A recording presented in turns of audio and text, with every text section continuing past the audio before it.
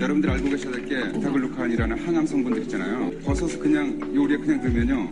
이런 성분들이 우러나질 않아요. 그럼 어떻게 하는 거죠? 그러니까 안녕하세요. 건강명문 꽃송이가입니다. 평소 건강에 관심이 많으신 분들은 몸에 좋다는 버섯은 비싼 돈을 지불하면서까지 드시는 분들이 많습니다. 하지만 여러분, 약용버섯은 그냥 드시면 안 됩니다. 가정에서 흔히 약용버섯을 술에 담가 드시거나 약방에서 돈을 주고 달여 드시는 경우가 많습니다. 하지만 이런 방법만으로는 버섯에 함유된 약용 성분을 온전히 흡수하기 어렵습니다. 먼저 왜 버섯의 약용 성분을 흡수하려고 노력해야 하는지, 도대체 버섯이 왜 몸에 좋은지 그 이유부터 알아보겠습니다. 버섯이 건강에 좋다고 알려진 가장 대표적인 이유는 바로 베타글루칸 성분 때문입니다. 이 성분은 네이버 학술 논문에서도 쉽게 확인할 수 있을 정도로 효능이 뛰어나며 특히 강력한 항염작용, 항암 효과, 면역력 증진에 탁월한 효과를 보입니다. 이처럼 중요한 베타글루칸 성분을 우리 몸에 온전히 흡수하려면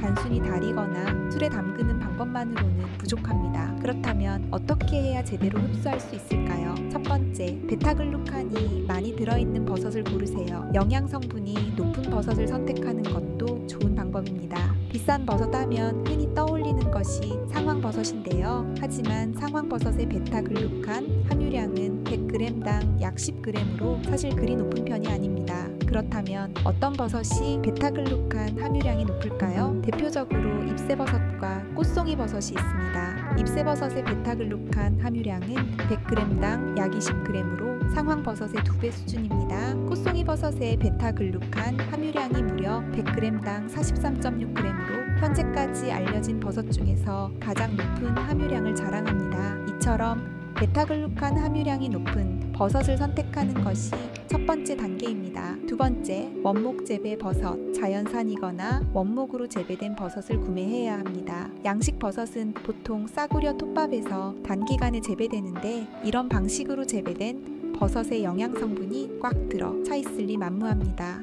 그렇기에 가장 자연과 닮아있고 영양 성분을 가득 머금은 원목 재배 농법으로 재배된 버섯을 골라야 합니다. 세 번째, 발효가 핵심입니다. 버섯의 영양 성분, 특히 베타글루칸이 온전히 흡수되지 않는 이유는 버섯의 세포벽이 매우 두껍기 때문입니다. 버섯의 세포벽은 다른 동물이나 식물과 비교했을 때도 특히 견고하며 이로 인해 가정에서 흔히 하는 방식인 술에 담그거나 오래 달이는 방법만으로는 이 세포벽을 완전히 파괴할 수 없습니다.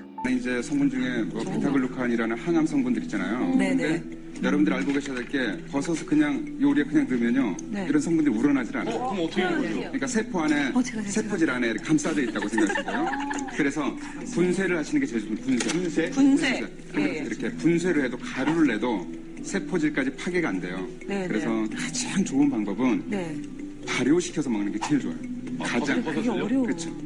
제일 좋은 방법이 발효입니다. 그러니까 생으로 먹으면 버섯 포자는 그냥 빠져나옵니다.